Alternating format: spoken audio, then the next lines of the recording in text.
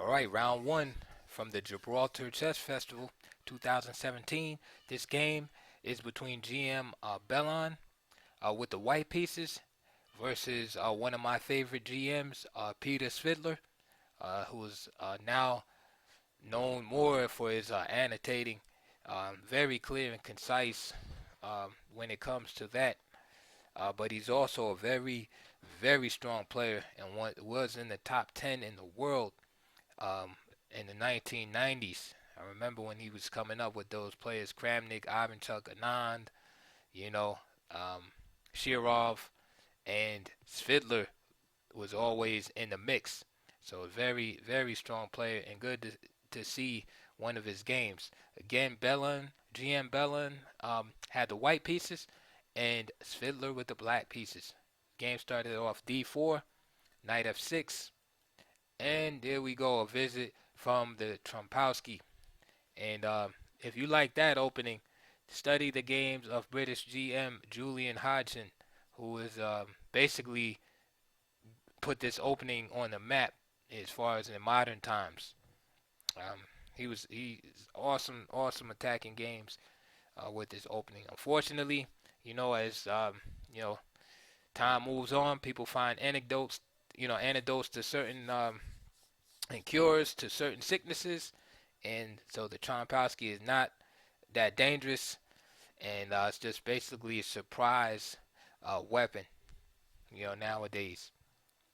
Um, Strategically, looking at it, it seems kind of dubious anyway to commit the bishop to g5 that early. But what do I know, right? It seems like you could do moves that's a little bit more flexible than just putting your bishop on g5 right away. But I understand people have systems they like to play sometimes, and they just want something easy that they can, memorize and such, and play certain things like that. Okay, moving on though. Bishop g5, e6. Now I like this way of playing against the Trompowsky. There's different ways. I mean, you could play d5, c5. That's part of the allure of it, is that there's different ways you can go. You can play knight e4. Knight e4 used to be like the main response back in the days. And you had all kind of stuff. Sometimes you had bishop f4, bishop h4. I've seen h4. So there's all kind of different lines to it. e6 is very solid. Karpov uh, used to play like this versus the Trompowsky.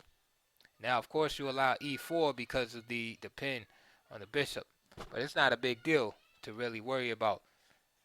For instance, after e4, um, c5 is possible, right? Just attacking the center right away. Say e5, h6. I'm sorry, not bishop to c1. I mean, it's just a sample line.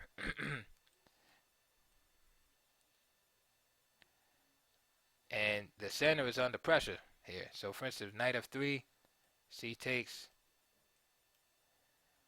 and black is okay here. That's just one line. There's different ways you can play against it. Sometimes you got e4 followed by d6, etc. So e3 was played here by Bellon, h6, bishop h4, and c5. What I like about Svidler's approach here is he treats this like a Sicilian, right? As if black played a bishop g5 Sicilian.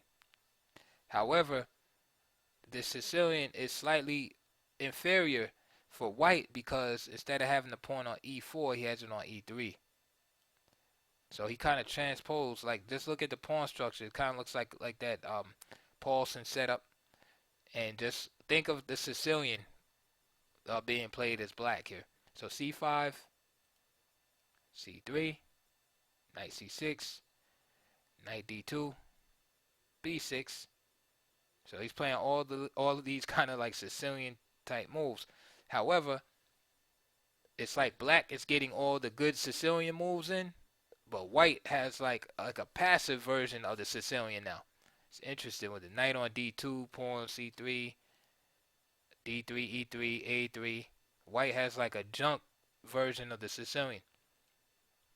I wonder if he picked that up during the game. Like, and I love, that's why I love chess, all the transpositional possibilities. Because when I see this position, that's what I think of. If black is playing a good version of the Sicilian, white is playing like a junk version of a Sicilian.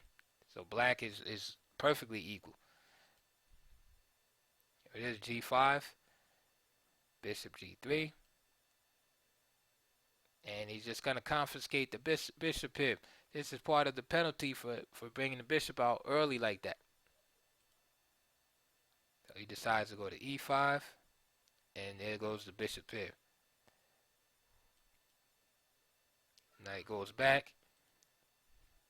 There's h4. Now, of course, white provoked h6 and g5, so now he's trying to make black, pay for it by attacking down the h file. Rook goes to g8, takes. He puts a little blockade here on the pawn. Bishop g7. Knight takes f6.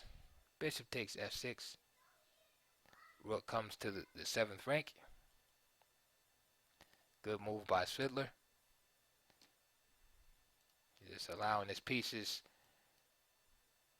to be able to protect over there if need be. There's the queen.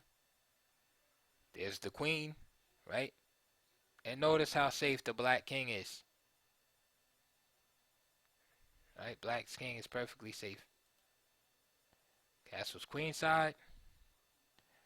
And this is kind of dangerous because, I mean, I was talking about the Sicilian, and he could just open up the C file for black right now.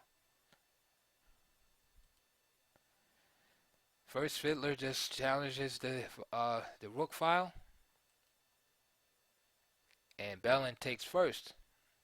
However, the coast is not clear because now you got the B file open. Okay, the C file is closed, big deal. Open the B file, and black has the two bishops. That's why I say black is equalized, because the only thing that white really has here, actually he has like 1.5 things. One is he has a superior pawn structure, and two, black's king is, in a little shaky area of the board here. But on the other side, black has dynamic chances. He has an open B file, has the bishop here, and he's able to create some attacking chances against the king. Let's look. Knight b3. So we see white attacking some of the weaker pawns, some of the stragglers, so to speak. This provokes a pawn move from black, d6. And I guess our judge of whether, there's weakness or not is whether it can be exploited. That's the old philosophical question, Is it weak if you can't attack it? So it looks like black's king is kind of weak, but it's like, well, how exactly are you going to get to the king? D6 looks weak, right? But again, can you really attack D6? So if you can, then it's weak. But if you can't, then it's not weak. So F3. And here is a mistake. And he overlooks a very powerful move by Svidler here. I was going to mention that before this move, that one of the things that's interesting in this position is that black kind of has white tied up over here on the H file. So white initially chose to open up the H file and try to exploit it, but now he's kind of bogged down, so to speak, on this conflict. Like he can't move his queen away or anything. He must trade off. So he doesn't really want to trade like the pieces down, but he can't really move to try to exploit any other weaknesses that black might create in the position. So it is interesting from that standpoint. So he plays F3. And what I think is his idea here is that black wants to play this move, right? Knight A5, attacking this bishop. However, the bishop then will come here to e4, right? Where it will gain a tempo against the rook. So Bellon says, hey, we're going to play f3, and we'll block that response, and then we'll play knight a5 on the next move. And so he overlooks the powerful move by Svidler here. He plays queen g7. What? The idea, of course, is rook takes g7. So this is a powerful idea by Svidler. Notice the rook is trapped, and that's the main idea behind the combination. And that's what I was saying, is that it was interesting how White's use of the h-file kind of turned against him, and he wound up being stuck. You know, and there's like several war analogies that reminds me of. One is the actually two right off the top of my head. One's dealing with Napoleon. When he tried to invade Russia, and he took his army, I think he had 400,000 men, and he just went deep into the the Russian territories. So he went deep into those in the Russian territories, only to find, right, that the villages and such were burned down. He had no food for his men, and his men dwindled away. So basically, the initiative that he started, wind up backfiring against him. Now he's stuck there, and he can't get out. And those of you familiar with World War II, the same thing happened when Germany tried to invade Russia a couple of hundred years after Napoleon.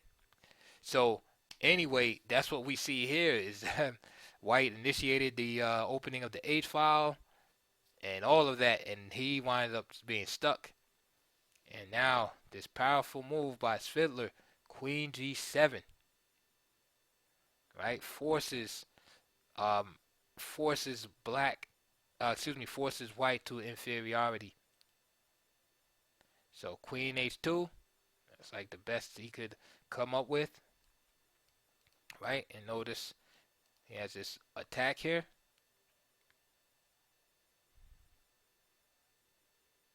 and Svidler finds a great move to continue his attack, right? He doesn't give up the initiative, because this is important right now, this position. He plays bishop d5. So he blocks the action of the queen and rook here, and he's threatening to take here at the same time. And now rook h3, excuse me, rook h3 is played. Right? He has to get the rook out of there. So rook h3, and wow. Again, this pawn structure is suspect. So bishop takes c3,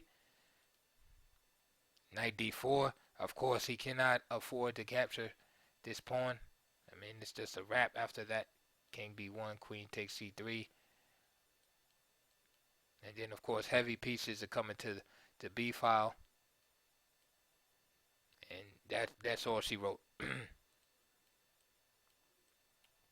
Okay. So he throws the piece knight d4 in there, and of course black is totally winning at this point. So knight d4 happens, and he just captures the piece. There's a lot of different moves here at this point. For instance, he could have just simply played bishop takes b2 if he wanted to. King takes, and then c takes. All of these open files, it's too much. Oh, he just took the piece. Bishop takes c3, and d takes c3. So depending on what file you wanted open, the bishop could have captured on b2, and then the c file would have been open. So rook d4, again, just trying to blockade this diagonal. Again, look how helpless the white pieces are on the h file.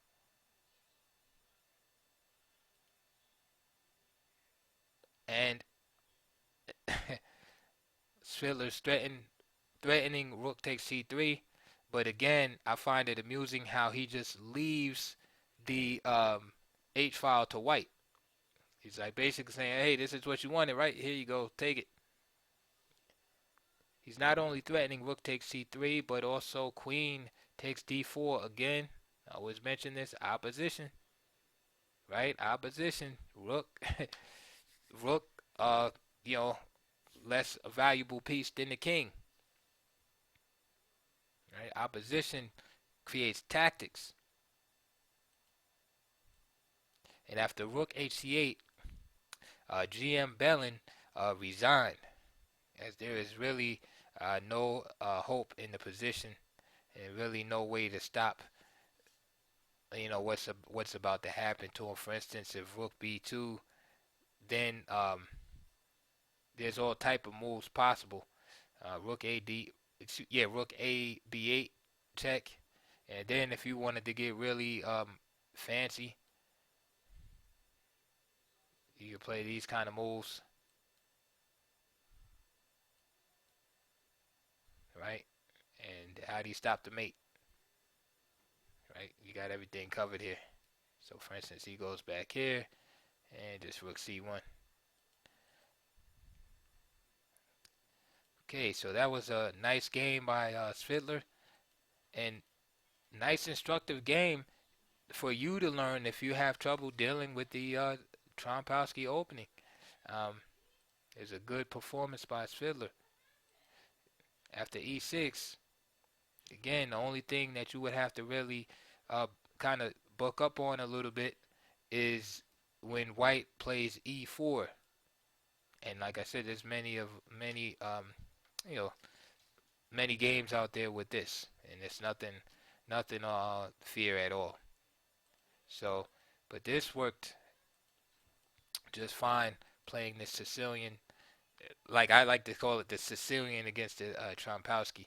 And basically, like I said, black steered white into kind of like a passive version of the Sicilian, and then just crushed him, with this immobile center, basically, or a center that became immobile, and black just ripped it up here. So good game by Svidler.